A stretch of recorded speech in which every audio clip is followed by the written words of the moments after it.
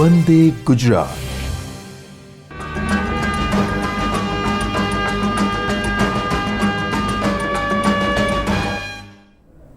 નમસ્કાર. આજના virtual classroom training સેશનમાં આપ સૌનું હાર્દિક સ્વાગત છે. આજે આપણે NSQF સિલેબસ પ્રમાણે ITIમાં ચાલતા એમ્પ્લોયેબિલિટી સ્કિલ્સ સબ્જેક્ટ અંતર્ગત મોડલ્સ નામના સબ્જેક્ટ ઉપર વાત કરીશું, એનું માર્ગદર્શન લઈશું. મોડલ્સ અને સેમી મોડલ્સ. મોડલ્સ એ વર્બની આગળ લાગતું એક નાઉન છે કે જેના કારણથી આપણે મોડલ્સનું મૂળ ઓળખી શકીએ. મોડલ્સ કયા કયા પ્રકારના હોઈ શકે? તો અલગ અલગ પ્રકારના છે, જેમ કે shall, may, might, will, should, can, would, must, ought to, have got to. આ વર્ડ્સ, આ મોડલ્સ આપણને એબિલિટી હોય, ડ્યુટી હોય કે પછી નીડ, નેસેસિટી, વોન્ટિંગ એ બધા વિશે સમજાવે છે. જેમ કે કોઈ વસ્તુની જો શક્યતા હોય તો તેમાં કેન વપરાશે. જો કોઈ વસ્તુ આપણી ફરજ હોય તો તેમાં શુડ કે મસ્ટ આવી શકે. તે વિશે આપણે આગળ સમજીશું. મોડલ્સમાં એવું તે શું સ્પેશિયલ છે, તે કેમ વપરાય છે, શું ખાલી વર્બથી ચાલી ના શકે, મોડલ્સ ચલાવવા કેમ જરૂરી છે? તો એ નોર્મલ વર્બ્સથી થોડા અલગ છે. કઈ રીતે અલગ તે આપણે આગળની સ્લાઇડમાં જોઈશું. મોડલ્સ બેઝ ફોર્મથી કેવા અલગ છે એ એવી રીતે સાબિત થાય કે એ વર્બ જે હોય એની આગળ લાગે છે. એક્ઝામ્પલ તરીકે, હી કેન સ્પીક ચાઇનીઝ. તો આમાં વર્બ છે સ્પીક, પણ એ એની શક્યતા દર્શાવે છે, એની એબિલિટી દર્શાવે છે કે તે વ્યક્તિ ચાઇનીઝ બોલી શકે છે. તો એનો પ્રભાવ અલગ પડે. હા, હી સ્પીક ચાઇનીઝ આપણે લખી શકીએ, હી સ્પીક્સ ચાઇનીઝ આપણે લખી શકીએ, પણ જો કેન વપરાય તો એની શક્યતા વધારે દર્શાવે છે. બીજું એક્ઝામ્પલ છે, he may take the book to school. મતલબ કે એ સ્કૂલ બુક લઈ જઈ શકે છે. હવે જો એને બુક લઈ જઈ શકવાની શક્યતા હોય તો તેની પાસે એ પ્રમાણેની ફેસિલિટી છે કે નથી, તેના ઉપરથી એ સાબિત થાય છે. બીજી સ્લાઇડમાં, મોડલ વર્બ્સ ડુ નોટ, એને એસ લાગતો નથી, do not take s in the third person in present simple. તો સાદો કાળ કે સાદો વર્તમાન કાળ હોય તેમાં મોડલ વર્બ્સ યુઝ થતા નથી. જેમ કે હી સ્પીક્સ ચાઇનીઝ, એમાં આપણે કેન ના લગાવી શકીએ. કેન્સ ચાઇનીઝ, કેન્સ સ્પીક્સ એ આવી ના શકે. એમાં આપણે વર્બની આગળ જ કેન લગાવવું પડે અને કેનમાં એસ લાગી શકે નહીં. જેમ કે he can speak Chinese, he cans speak ન આવી શકે. તેવી જ રીતે she eats a sandwich at 9:30. તો એમાં આપણે મે લગાવી શકીએ, એમાં શક્યતા ના હોય. કેન હોય તે શક્યતા માટે અને મે હોય તે તેની પોસિબિલિટી માટે વપરાય છે. જો મે વપરાય તો તેમાં શક્ય છે કે સેન્ડવિચ પણ ખાય અને આઈસ્ક્રીમ પણ ખાય, તો એ પોસિબલ છે.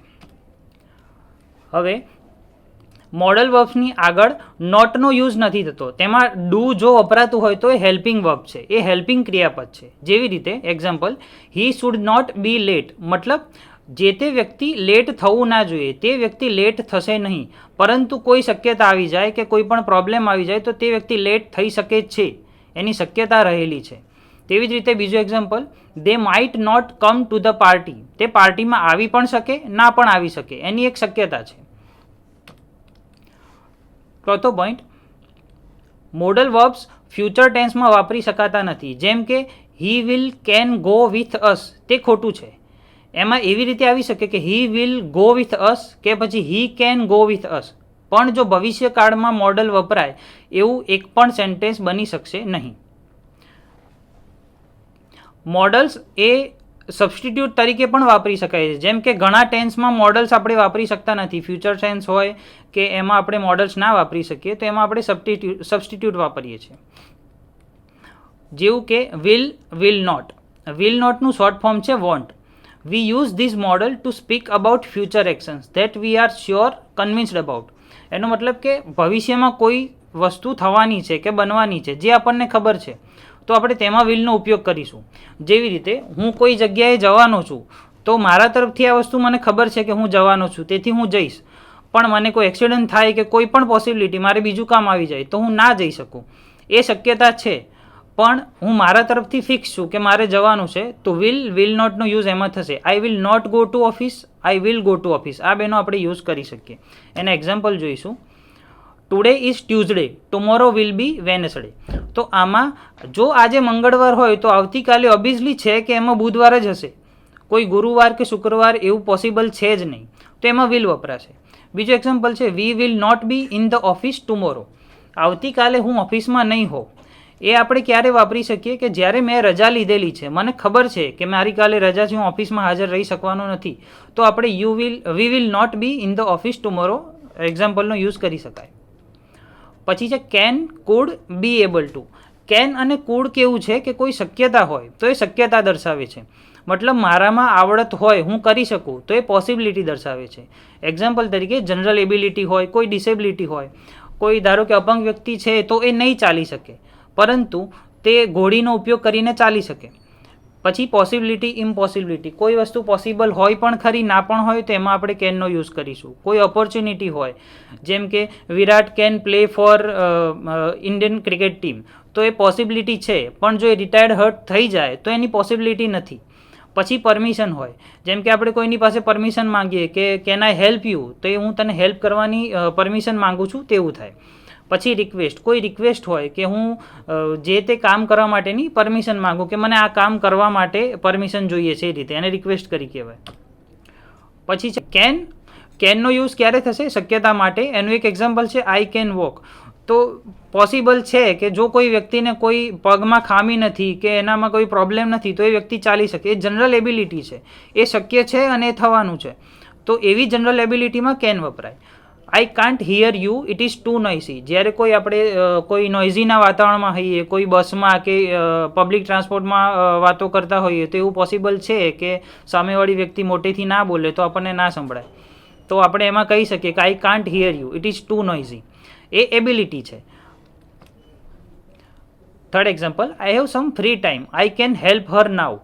મતલબ મારી પાસે સમય છે તો હું એને હેલ્પ કરી શકીશ, જો મારી પાસે સમય નહીં હોય તો હું હેલ્પ નહીં કરી શકું. આમાં આપણે કેન વાપરીશું કે શક્યતા દર્શાવે છે, જો ઓપોર્ચ્યુનિટી મને મળશે તો હું હેલ્પ કરી શકીશ, મને ઓપોર્ચ્યુનિટી નહીં મળે તો હું હેલ્પ નહીં કરી શકું. એના પછી I can't help her now because I don't have any time. એમાં પણ ઓપોર્ચ્યુનિટી છે, જો મારી પાસે ટાઈમ નહીં હોય તો હું હેલ્પ નહીં કરી શકું. કેન, કુડ, આ એક ભૂતકાળમાં જો વસ્તુ વાપરી હોય, આપણે આ કેનનો ઉપયોગ કરીએ મોડલનો, તો એમાં કુડ કહી શકાય. In the past can changes to could, ભૂતકાળની વાત છે. એમાં આપણે ઉદાહરણ લઈએ, he could speak only Hindi when he was a kid. મતલબ કે જ્યારે આ વ્યક્તિ નાનો હતો ત્યારે ફક્ત હિન્દી બોલી શકતો હતો અને ત્યારે એ એના પડોશી સાથે ઇંગ્લિશમાં વાત કરી શકતો નહોતો. આ વસ્તુ ક્યારે પોસિબલ છે? કે જ્યારે કોઈ ભૂતકાળની આપણે વાત કરતા હોઈએ ત્યારે પોસિબલ છે. મેનો ઉપયોગ ક્યારે થાય? ફ્યુચરની પોસિબિલિટી હોય કે પછી આપણે પરમિશન માંગતા હોઈએ ત્યારે. મેનો ઉપયોગ આપણે હંમેશા શક્યતા આપણી એબિલિટી પર નહીં પરંતુ સર્કમસ્ટન્સીસ ઉપર દર્શાવવાની હોય છે. તો મેનું એક્ઝામ્પલ લઈએ, I may choose to wear the red dress to the party. મતલબ મારી પાસે કોઈ ડ્રેસ છે કે જેનો કલર રેડ છે, તે હું ચૂઝ કરીને પાર્ટીમાં પહેરી શકું. હા, મારી પાસે બીજા કલરના કપડાં છે, પણ આમાં આપણે કેન નહીં વાપરીએ, કારણ કે મારી શક્યતા તો છે જ, હું પોસિબિલિટી ધરાવું છું કે હું કોઈ પણ કપડાં પહેરી શકું, પણ મારી પસંદગી દર્શાવું છું કે હું રેડ ડ્રેસ પહેરીશ. બીજું example, today he may come on time.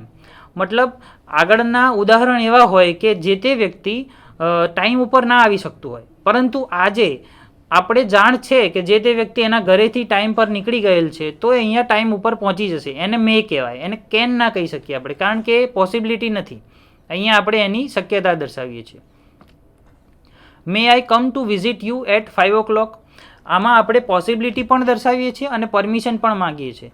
કેમ? કારણ કે જે તે વ્યક્તિનું ઘર છે કે ઓફિસ છે, આપણે ત્યાં જઈ શકીએ કે નહીં એની આપણે પરમિશન લેવી પડે, અને જે તે ટાઈમે 5 વાગે એ વ્યક્તિ છે કે નહીં, જો ના હોય તો આપણે ના જઈ શકીએ. ચોથો option, you may take only 1 pen. તમે એક જ પેન લઈ શકો છો. આપણી પાસે ટેબલ ઉપર 10 પેન પડી હોય, એમાંથી આપણને પરમિશન કેટલી છે? 1 પેન લેવા માટેની. માઇટ એ પોસિબિલિટી દર્શાવે છે, પણ બહુવચન હોય કે પછી ભૂતકાળ હોય એના માટેની. એક્ઝામ્પલ જોઈએ, we may come on time but if you miss the bus we might be late. મતલબ પોસિબિલિટી તો છે, કારણ કે મેં ટાઈમે બસ બસમાં હું બેસી ગયો છું, મેં બસ પકડી લીધી છે, પરંતુ જો બસને કંઈ પ્રોબ્લેમ થાય કે પછી મને કંઈ પ્રોબ્લેમ થાય, હું પહોંચી ના શકું, તો એને આપણે માઇટનો યુઝ કરીશું, સેમ એક જ વાક્યમાં. બીજું એક્ઝામ્પલ છે, if you advertise on the internet you might get a lot of spam to your email box.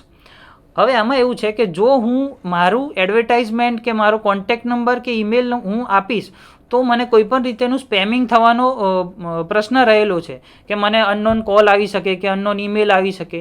આપણે આની પોસિબિલિટી દર્શાવીએ છીએ. આમાં શક્યતા નથી, આમાં પરમિશન હોઈ શકે, પરમિશન ના પણ હોઈ શકે, પણ પોસિબિલિટી છે. Should, advice or a suggestion. આપણે વાક્યમાં શુડનો યુઝ ત્યારે કરી શકીએ કે જ્યારે એડવાઇસ કે પછી સજેશન આપતા હોઈએ. જેમ કે કોઈને કહીએ કે ભાઈ તારે આ વ્યક્તિ કરવું જોઈએ કે મેડમ તમારે આ વસ્તુ કરવી જોઈએ, તો એમાં આપણે એડવાઇસ આપી કહેવાય, એમાં સજેશન કહેવાય, તો એમાં શુડનો યુઝ થાય. પહેલું example, if you want to be a champion you should practise every day. તમારે જો ચેમ્પિયન બનવું હોય તો તમારે રોજ પ્રેક્ટિસ કરવી જોઈએ. આમાં આપણને એક સજેશન છે, શક્યતા છે કે તમે જો રોજ પ્રેક્ટિસ કરશો તો ચેમ્પિયન બની જશો. એવું ફિક્સ નથી કે તમે ચેમ્પિયન બની જ જશો, પણ જો ચેમ્પિયન બનવું હોય તો રોજ પ્રેક્ટિસ કરવી અનિવાર્ય છે. બીજું example, when you make a cheese cake you should first check that you have cheese. જો મારે ચીઝ કેક બનાવવી હોય તો મારી પાસે ચીઝ હોવું જરૂરી છે. સેમ જો મારે પાણીપુરી બનાવવી હોય તો પૂરીનું પેકેટ હોવું જરૂરી છે, એ રીતે. મસ્ટ ઓર મસ્ટ નોટ, આમાં આપણે સ્ટ્રોંગ એડવાઇસ આપીએ છીએ કે તારે આ કરવું જ જોઈએ, જો તું આ વસ્તુ કરીશ તો તને આટલો ફાયદો રહેશે. આપણે શુડમાં ખાલી એને સજેશન આપતા હતા, પણ અત્યારે મસ્ટમાં કેવું છે કે તારે આટલું કરવું જ જોઈએ, એને બાઉન્ડ કરીએ છીએ કે તારે આટલું કરવું જ પડે. મસ્ટ નોટનો મતલબ તારે આ વસ્તુ ના જ કરવી જોઈએ, તો જ તને ફાયદો રહેશે, એ રીતે. પહેલું example, she is sick, she has high fever, she must take a pill. તેણે દવા લેવી જ જોઈએ તો જ તેનો તાવ ઉતરશે, નહીં તો નહીં ઉતરે. તો આ એક એક્ઝામ્પલ થયું. બીજું example, you must not ride your bike without a helmet. આપણે હેલ્મેટ વિના આપણું બાઇક ચલાવવું જોઈએ નહીં. બે વસ્તુ થઈ શકે, એક તો આપણને ફાઇન થાય અને બીજી વસ્તુ કે હેલ્મેટ પહેર્યા વિના જો એક્સિડન્ટ થાય અને આપણું કંઈ પણ વધારે નુકસાની થઈ શકે છે, એટલે હેલ્મેટ પહેરવું જરૂરી છે. પછી આવશે સેમી મોડલ્સ. સેમી મોડલ્સ કેમ જરૂરી છે? તો સેમી મોડલ્સમાં બે વર્ડ છે, હેઝ ટુ અને વિલ હેવ ટુ. એમાં જો ભૂતકાળનો યુઝ કરી શકીએ આપણે તો હેડ ટુ વપરાશે. એ એટલા માટે જરૂરી છે કે એ એબ્લિગેશન બતાવે છે અને એડવાઇસ બતાવે છે. જેમ કે હેવ ટુ અને હેઝ ટુનો ઉપયોગ ક્યારે થાય? In the present, near future. નજીકના ભવિષ્યમાં કોઈ વસ્તુ થવાની હોય તો આપણે હેઝ ટુ કે હેવ ટુનો ઉપયોગ કરીએ છીએ.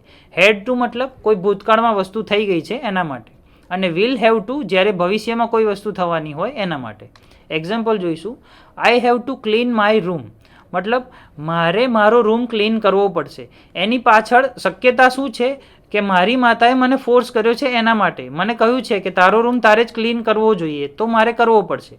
એ જરૂરી થઈ ગયું છે. મારી ઈચ્છા હોય કે ના હોય પણ મારે કરવું પડશે.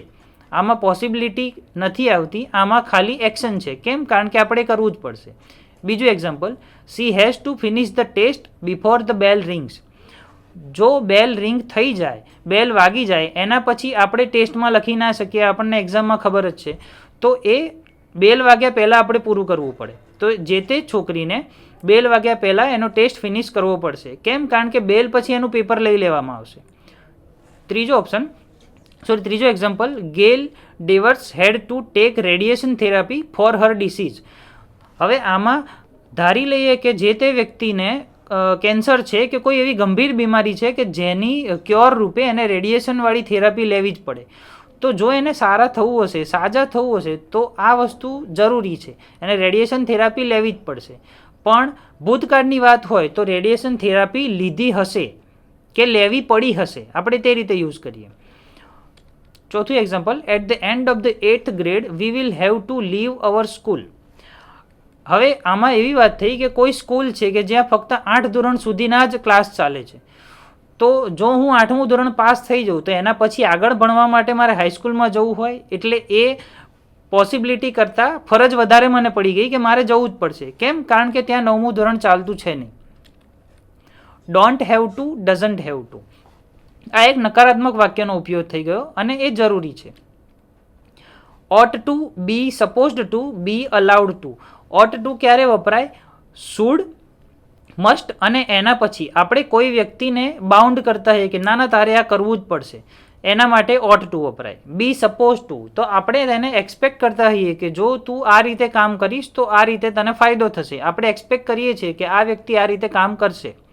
બી allowed to, permission someone will let permit him do it. આપણે કોઈને પરમિશન આપીએ છીએ કે યુ આર અલાઉડ ટુ, તું આ કરી શકે છે એમ. એક્ઝામ્પલ તરીકે, that's a great movie, you ought to see it. આ મૂવી એકદમ સારી છે. જો કોઈ વ્યક્તિને મૂવીમાં રસ હોય તો આપણે તેને ફોર્સ કરીશું કે ભાઈ તું આ મૂવી જો તો તને વધારે સારી લાગશે, એ સારી મૂવી છે. બીજું example, the teacher is suppose to base the grades on the test and assignments. કોઈ ટીચર છે કે જે ટેસ્ટ અને અસાઇનમેન્ટના ઉપયોગ કરીને જે માર્ક્સ આપે છે. હવે એમાં એવું કોઈ પોસિબિલિટી ના હોઈ શકે કે વ્યક્તિગત કોઈ ગ્રજ હોય કે વ્યક્તિગત પ્રોબ્લેમ હોય એના કારણે જે તે વ્યક્તિ ટીચર આપણને માર્ક્સ ના આપે. એ ટેસ્ટ અને અસાઇનમેન્ટ ઉપર જ હોય. Third example, on Friday the students in our school don't have to wear the school uniform. તો કોઈ એક દિવસ સ્કૂલમાં એવો છે કે જે દિવસે યુનિફોર્મ પહેરવાની જરૂર છે નહીં. ત્યાંનો નિયમ એવો છે કે એ દિવસ પૂરતું ફ્રી. તો આપણે શુક્રવાર હોય કે કોઈ પણ દિવસ ગુરુવાર હોય તો તે દિવસે સ્કૂલ યુનિફોર્મ ના પહેરીએ તો ચાલી શકે. એક જાતની પરમિશન થઈ. સ્કૂલ આપણને પરમિશન આપે છે કે જે તે દિવસે તમે કલરફુલ કપડાં પહેરીને, મતલબ સ્કૂલ યુનિફોર્મ સિવાયના કપડાં પહેરીને આવી શકો. બી એબલ ટુ. એબલ ટુ મતલબ મારી લાયકાત હોવી, મારી ક્ષમતા હોવી કોઈ કામ કરવા માટેની. એક્ઝામ્પલ જોઈએ, I don't know when I will be ready, I will be able to give U N answer letter. હાલ હું કોઈ એવા કામમાં ફસાયેલો હોઉં કે મને ખબર ના હોય કેટલા ટાઈમ સુધીમાં રેડી થઈ જઈશ, પણ જ્યારે રેડી થઈશ ત્યારે હું સામેવાળાને જવાબ આપીશ કે હા હું હવે રેડી છું. Example, is he able to do it? Yes, he knows how to do it and has time to do it. આ વ્યક્તિને ખબર તો છે કે મારે આ કામ કરવાનું છે, પણ એની ક્ષમતા છે જે તે સમયે પૂરું કરવાની, તો એના માટે આપણે એબલ ટુનો યુઝ કરીએ. Thank you. આજનો લેસન આપણે અહીંયા સમાપ્ત કરીએ છીએ.